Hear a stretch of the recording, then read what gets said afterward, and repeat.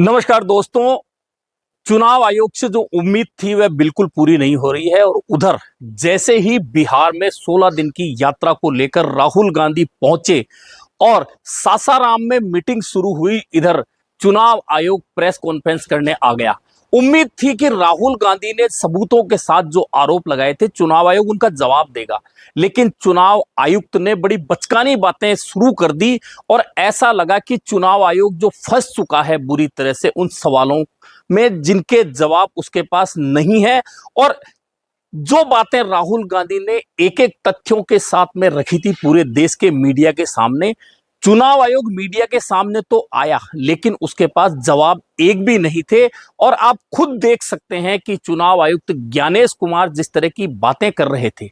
ऐसा लगता है कि वे कुछ छुपाने की कोशिश कर रहे थे, बताने की नहीं। दरअसल राहुल गांधी ने बहुत पिन पॉइंट 5 बातें कही कि देश में वोट चोरी कैसे हो रहा है। महाराष्ट्र का उदाहरण दिया, कर्नाटक का उदाहरण दिया, हरियाणा का उदाहरण दिया, लेकिन इन उदाहरण को पहले तो चुनाव आयोग मानने को ही तैयार नहीं था और कहता था ये तो कोई मुद्दा ही नहीं है।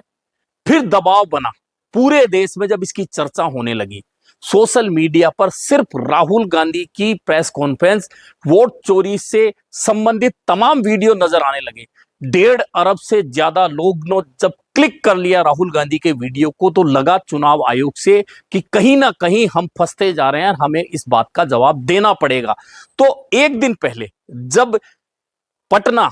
पहुंचकर राहुल गांधी सासाराम पहुंचते हैं और उससे ठीक एक दिन पहले चुनाव आयोग पहले जिस बात को मुद्दा ही नहीं मान रहा था, तो वह कहता है कि दलों ने, राजनीतिक दलों ने उन्हें एक दिन पहले यानी कि समय पर अगर तथ्य बताए होते तो गड़बड़ी सही की जा सकती थी। अब यह बात इंगित करती है कि चुनाव आयोग ने जिस बात को कभी मुद्दा ही नहीं माना था, अब कहता है कि अगर पहले बताया जाता तो गड़बड़ी सही हो जाती। यानी कि जो चुनाव आयोग मुद्दा ही नहीं मान रहा था, गड़बड़ी खुद नहीं मान ली अपने ही बयान में।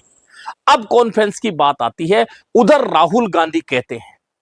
राहुल गांधी फिर आरोप लगा रहे हैं लेकिन उसका जवाब भी चुनाव आयोग नहीं दे पा रहा। राहुल गांधी कह रहे हैं कि जब मैंने प्रेस कॉन्फ्रेंस करके तमाम सबूत दे दिए तब उधर बात होती है कि मुझसे एफिडेविट मांगा जाता है, लेकिन जब भाजपा के नेता अनुराग ठाकुर प्रेस कॉन्फ्रेंस करते हैं तो उनसे एफिडेविट नहीं मांगा जाता। यही सवाल जब चुनाव आयुक्तों से पूछा जाता है तो वे कहते हैं कि हमारे लिए तमाम दल एक हैं और समकक्ष हैं। तो फिर राहुल गांधी से जिस बात का आप डेटा मांग रहे थे, फिर आप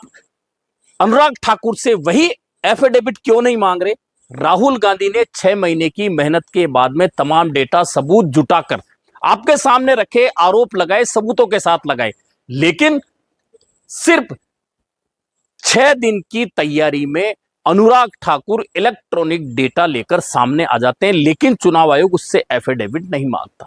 तो क्या चुनाव आयोग इस मामले को लेकर संदेह के घेरे में नहीं आएगा? राहुल गांधी ने आरोप लगाए कि एक मकान में 90, एक कमरे के मकान में 90 लोग निवास करते हैं, मतदाता कैसे हो सकते हैं? उसका जवाब चुनाव आयुक्त ने नहीं दिया। राहुल गांधी यह कहते हैं कि फेक आईडी के साथ में, फेक फोटो के साथ में वोट हैं, लेकिन चुनाव आयुक्त उसका भी जवाब नहीं देते हैं। अब जो सबसे बचकानी बात है, आपको याद होगा राजीव कुमार जब आरोप लगाए गए थे चुनाव आयोग पे, तो राजीव कुमार उस समय चुनाव आयुक्त थे, तो वे कहते थे कि अगर हम इलेक्ट्रॉनिक डेटा दे देंगे, मशीन रीडेबल मतदाता सूची दे देंगे तो उसे देखने में 3600 साल लगेंगे। अब उससे भी मजेदार जो जवाब आज ज्ञानेश कुमार का आया, वर्तमान चुनाव आयुक्त का, वे कहते हैं अगर मशीन रीडेबल मतदाता सूची हम दे देते हैं तो इससे महिलाओं के अधिकार का हनन होता है। यानी कि कितनी बचकानी बात है कि जो मतदाता सूची आज से पहले हमेशा दी जाती रही है चुनाव आयुक्त की ओर से, चुनाव आयोग की ओर से राजनीतिक दलों को, अब उससे महिलाओं की एकाग्रता भंग होती है। यह बात चुनाव आयुक्त कहते हैं तो कितनी बचकानी बात करती है। आप एक संवैधानिक संस्था है, आपका जो विश्वास है, जनता का जो विश्वास है वह बिल्कुल डगमगा चुका है, लेकिन उस पर जवाब देने की बजाय आप बचकानी बातें कर रहे हैं कि आप इलेक्ट्रॉनिक जो वोटिंग मशीन है नहीं दे सकते। जो आरोप हैं उन आरोपों का जवाब चुनाव आयोग नहीं। और वहीं जब पत्रकार ये सवाल करते हैं चुनाव आयोग से कि बिहार में आप एसआईआर लेके आए, अचानक लेके आए जब बारिश का मौसम था, वहां बाढ़ का खतरा होता है, लोग विस्थापित हो जाते हैं, उनके पास कागज नहीं होते, कागज भीग जाते हैं, उस समय आप अचानक एसआईआर लेके आए। दूसरा सवाल था कि महाराष्ट्र में कुल आबादी से ज्यादा 18 साल के मतदाता होते हैं, कुल आबादी से ज्यादा मतदाता होते हैं, लेकिन इसका जवाब चुनाव आयुक्त नहीं कह के और बात को पलट देते हैं। यानी कि जो बातें बतानी थी चुनाव आयुक्त सामने तो आए, लेकिन जवाब किस बात के दिए। यानी कि कुल मिलाकर पूरा संदेश जो चुनाव आयोग पर बना हुआ था वो आज भी वैसे ही बना हुआ है। उधर बिहार में जो यात्रा वोट चोरी और एसआईआर के खिलाफ राहुल गांधी और तेजस्वी यादव की जो यात्रा सासाराम से शुरू हुई है, उसमें जिस तरह की भीड़ उमड़ी है, जिस तरह से लोगों की चर्चा है, यह एक शुरुआत भर है। यह यात्रा कुल मिलाकर 16 दिन, 20 जिले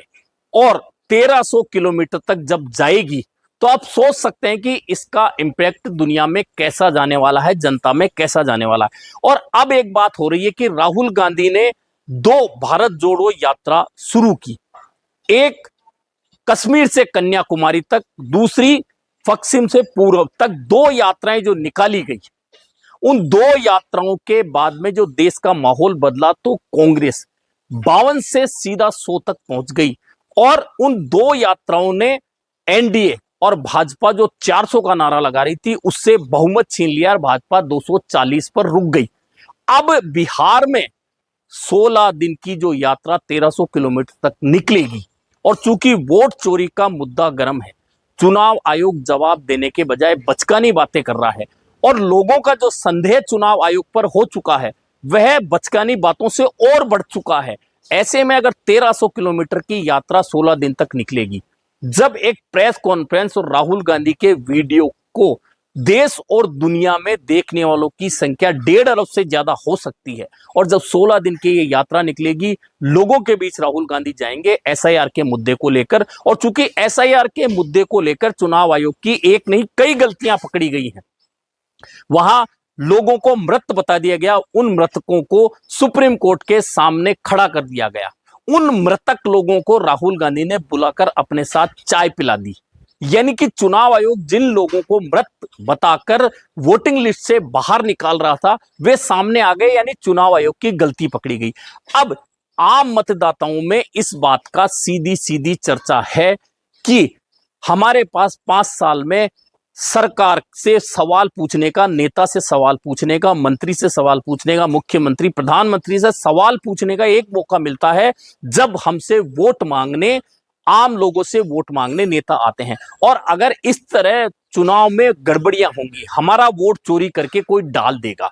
तो फिर किस तरह से हम नेता से सवाल कर पाएंगे? हमारा एकमात्र जो अधिकार है वह भी छीन लिया जाएगा। यह वह मुद्दा है जो आम जनता को पूरी तरह से क्लिक कर चुका है, और चूंकि क्लिक कर चुका है, लोग इसको देख रहे हैं, सुन रहे हैं, और 16 दिन की जो ये यात्रा बिहार में राहुल गांधी, तेजस्वी यादव निकालने वाले, निश्चित मान के चलिए इसका असर बहुत दूरगामी होगा। और जिस तरह से चुनाव आयोग प्रेस कॉन्फ्रेंस करने तो आया, लेकिन ना तो राहुल गांधी के किसी सवाल का जवाब दे पाया, ना पत्रकारों के किसी सवाल का जवाब दे पाया, यानी कि जो संदेह के बादल थे वे और गहरा गए हैं। और जिस तरह से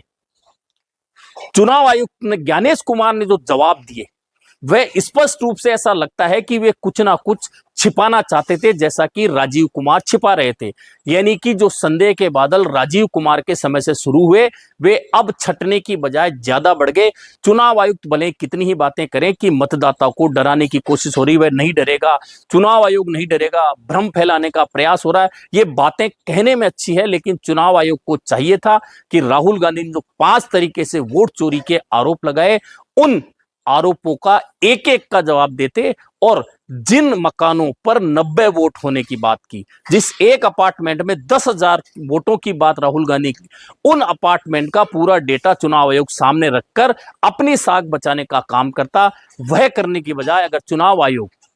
संदेह के बादल और बढ़ा रहा है, तो निश्चित मानिए कि राहुल गांधी का तीर निशाने पर लगा है।